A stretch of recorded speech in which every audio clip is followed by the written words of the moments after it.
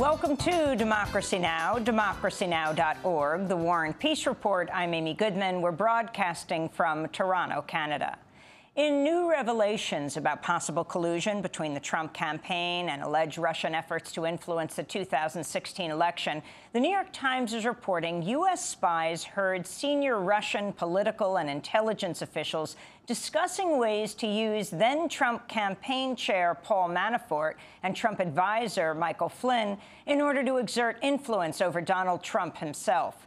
In the alleged conversations last summer, the Russian officials reportedly bragged about their close ties to Michael Flynn, as well as to former Ukrainian President Viktor Yanukovych, who's worked closely with Manafort. It's not known whether Russian officials ever actually tried to influence Manafort or Flynn, or, if so, whether they were successful. Meanwhile, the Washington Post reporting former FBI Director James Comey may have been influenced by a fake Russian intelligence document when he decided to publicly denounce Hillary Clinton's handling of emails as extremely careless in July.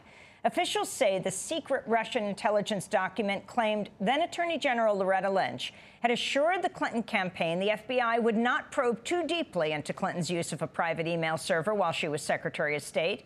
The Post reports Comey relied heavily on that document when he took the extraordinary step of announcing, without Justice Department involvement, that although the FBI investigation was over, he found Clinton's conduct to be extremely careless.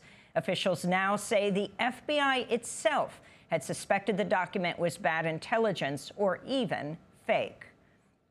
CNN's reporting Attorney General Jeff Sessions did not reveal his two meetings last year with Russian Ambassador Sergei Kislyak when he applied for his security clearances to serve as Attorney General. These are the same two meetings Sessions failed to disclose during his confirmation hearings before the Senate Judiciary Committee. The Congressional Budget Office says the new Republican health care plan would cause 23 million people to lose their health care by 2026.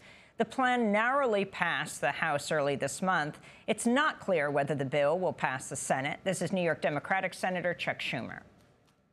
The report makes clear Trump care would be a cancer on the American health care system, causing costs to skyrocket, making coverage unaffordable for those with pre-existing conditions and many seniors, and kicking millions off their health insurance. Unless you're a healthy millionaire, Trump care is a nightmare.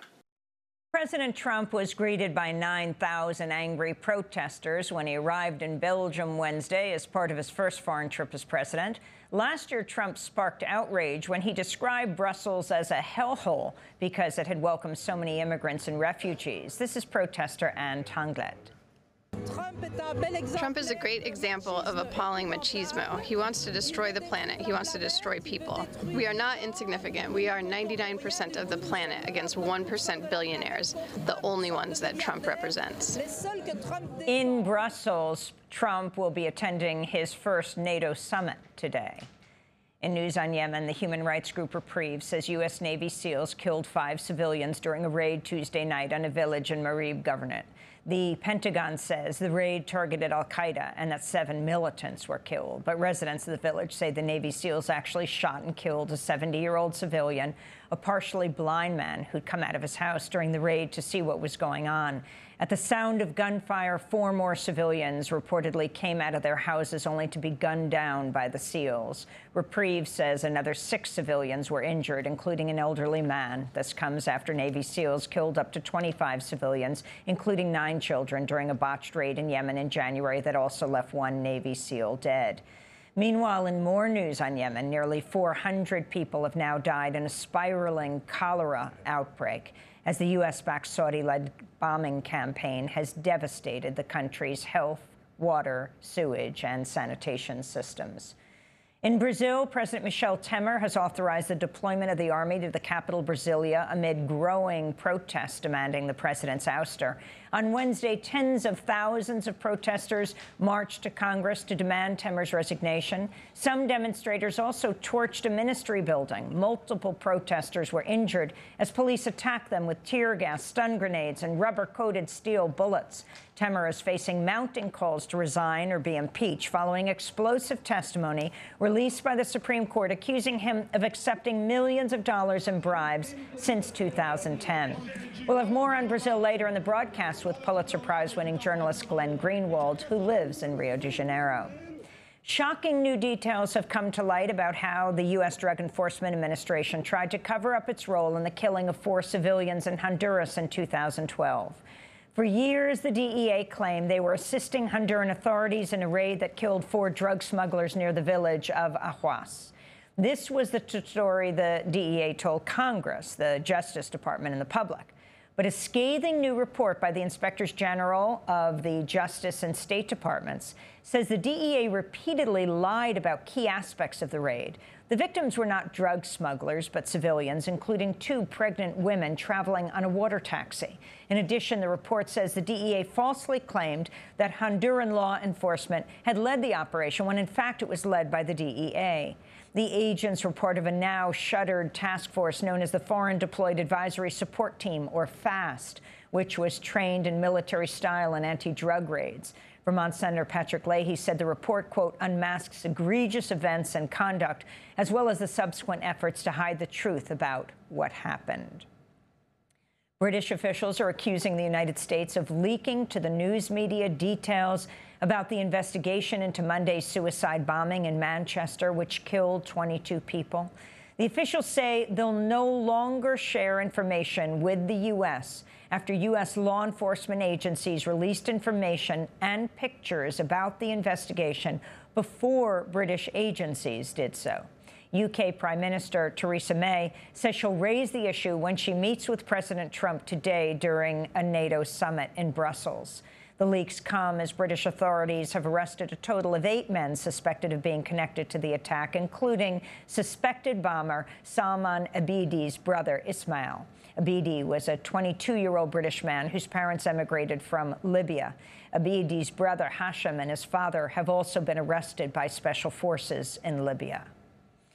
The Italian Coast Guard says at least 34 refugees, including many small toddlers, have died after their boat capsized off the coast of Libya Wednesday as the refugees were trying to reach Europe. Their deaths come as a new report says as many as 6.6 million people are waiting in countries around the Mediterranean, hoping to emigrate to Europe. Back in the United States, in Montana, Republican congressional candidate Greg Gianforte has been charged with assault after he body-slammed a Guardian reporter to the floor Wednesday night, only hours before polls opened for the special election today. Gianforte, a tech millionaire who's backed by President Trump, attacked Guardian reporter Ben Jacobs as Jacobs was trying to ask the Republican about the Republican health care plan. This is audio Jacobs captured of the incident. We'll talk to you about that later. Yeah, but there's not going to be time. I'm just curious if you have the speak right with now. Shane, please. But you don't. Sick and tired of you guys. The last guy that came in here, you did the same thing. Get the hell out of here.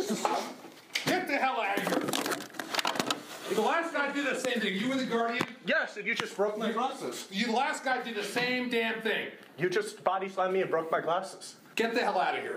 If you'd like me to get the hot up, I'd also like to call the police. That was reporter Ben Jacobs being attacked by Montana congressional candidate Greg Gianforte Wednesday night. Voters are now heading to the polls to decide between Gianforte and Democratic candidate Rob Quist to fill Montana's at-large House seat, which was vacated by now Interior Secretary Ryan Zinke. The $10 million closely watched race is seen as a referendum on the Trump administration. Close to 70% of the people in Montana have already voted in that congressional race. And protests against corporate shareholder meetings continued Wednesday. In Chicago, crowds of baggage handlers, janitors, cabin cleaners, and security officers rallied outside the United Airlines shareholder meeting, demanding higher wages and better working conditions. Inside the meeting, United CEO Oscar Munoz was grilled by shareholders over the violent removal of a doctor who suffered a concussion, broken nose, and lost teeth after he was dragged semi-conscious off a plane after refusing to be, quote, involuntarily rebooked, unquote, from a flight. Meanwhile, in the Chicago suburb of Oak Park, hundreds of fast food workers protested outside the McDonald's shareholder meeting to demand the minimum wage be raised to $15 an hour. This is one of the protesters. We deserve dignity. We deserve $15 an hour. We deserve to be able to take care of our kids. My son, I can't even buy him any shoes. I haven't bought him any shoes all year long. He hasn't had shoes, and he deserves to be able to have some shoes on his feet, just like I'm quite sure the shareholders, they take care of their families. And those are some of the headlines. This is Democracy Now!, democracynow.org, the War and Peace Report. I'm Amy Goodman with Juan Gonzalez. And welcome to all of our listeners and viewers around the country and around the world.